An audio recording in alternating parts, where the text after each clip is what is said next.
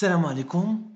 Donc, après avoir vu dans les vidéos précédentes la méthode de calcul de la fidélité et la reproductibilité selon les formules précédentes, donc on passe dans cette vidéo à la norme 5725-3 qui parle de fidélité intermédiaire.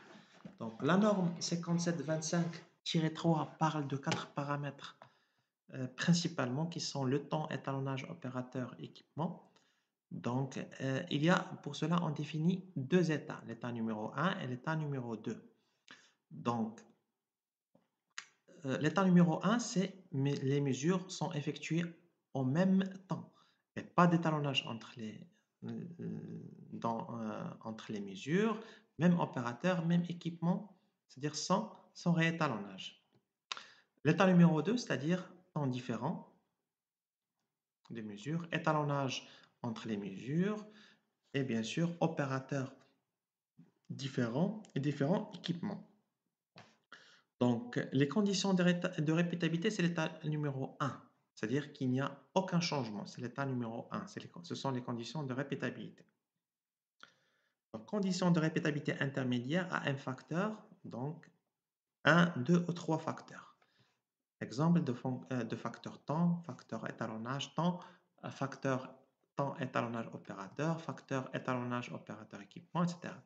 Et les conditions de reproductibilité, c'est l'état numéro 2. L'état numéro 2, c'est-à-dire temps différent, étalonnage différent, opérateur différent, équipement différent. Donc à ce moment-là, on parle de reproductibilité. Si on fait varier les quatre paramètres en même temps. Voilà. Ici, vous avez vu qu'on a enlevé l'environnement parce qu'on suppose que en fait, l'environnement, on ne le change pas principalement. C'est le même laboratoire, même ville, même, etc. Donc voilà. Donc le modèle qu'on va adopter pour mesurer ici, donc on s'intéresse dans cette partie-là de la norme 5725 à la fidélité intermédiaire. Donc on doit calculer la fidélité intermédiaire temps, la fidélité intermédiaire étalonnage, la fidélité intermédiaire opérateur, équipement, ou bien à 3 facteurs, à 2 facteurs, etc. Donc le modèle statistique qu'on va adopter dans ce cas-là, comme j'ai dit ici, c'est la norme 5725-3.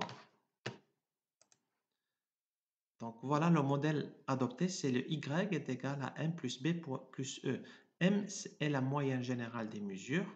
Ici, c'est la valeur, c'est le mesurand, est égal à la moyenne des mesures, plus le B qui est la composante laboratoire du biais dans les conditions de répétabilité. Donc c'est la valeur laboratoire. E est l'erreur aléatoire survenant dans chaque mesure sous les conditions de répétabilité. Les conditions de répétabilité, c'est-à-dire ces mêmes conditions. Le M dépend aussi, la moyenne dépend de la valeur vraie de mu. Donc M est égal à mu plus sigma avec sigma est le biais de la méthode.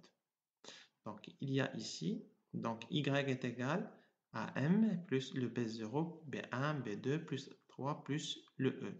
Le B0, B1, B2 dépend des facteurs intermédiaires de répétabilité, temps, étalonnage, opérateur, équipement. Donc voilà, ce sont les biais. Les biais des biais temps, biais étalonnage, biais opérateur, biais équipement, etc., plus l'erreur. M, c'est la moyenne des mesures. Voilà. Donc, le Y finalement est égal à la moyenne plus tous les biais, plus l'erreur, bien sûr. Le B0 est fixé. Et l'effet fixe, c'est sans changement des conditions de fidélité. Aucun changement des conditions de fidélité. Le B0, lorsqu'on ne change rien, c'est le biais lorsqu'on ne change rien.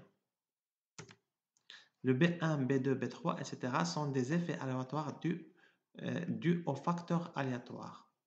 Tableau, donc effet aléatoire opérateur, effet aléatoire étalonnage, effet aléatoire équipement, effet aléatoire, bien sûr, opérateur, étalonnage, temps, opérateur, etc. Donc, la variance B est la variance interlaboratoire obtenue par des plans d'expérience, le SL, plan d'expérience qu'on va voir. Donc, la var, c'est les sigma au carré, c'est la variance du interlaboratoire. Interlaboratoire, donc la variance interlaboratoire est égale à la variance de B0 plus la variance de B1 plus la variance de B2, etc. Le terme erreur du modèle M plus B plus E, sa variance est la variance intralaboratoire aux variances de répétabilité. La moyenne des erreurs, c'est la répétabilité. C'est la répétabilité. Voilà. Donc, la norme 5725-3 applique une méthode de mesure dans de nombreuses conditions de mesure, soit conditions de répétabilité, soit conditions de fidélité intermédiaire à un facteur, soit conditions de fidélité intermédiaire à deux facteurs, soit conditions de fidélité intermédiaire à trois facteurs, soit conditions de fidélité intermédiaire à quatre facteurs. C'est-à-dire les quatre facteurs, c'est le dernier état, c'est-à-dire que les conditions de reproductibilité. Changement de facteur de l'état 1 à l'état 2, augmentation. Donc, lorsqu'on fait varier plusieurs paramètres, bien sûr, on augmentera la variabilité des mesures. Le coût de l'exécution des mesures gouverneront le nombre de choix des facteurs. Voilà. Donc, après avoir adopté le modèle, donc, on va passer par la suite. On va continuer dans la vidéo suivante pour donner les méthodes de calcul de la fidélité intermédiaire dans ce cas-là.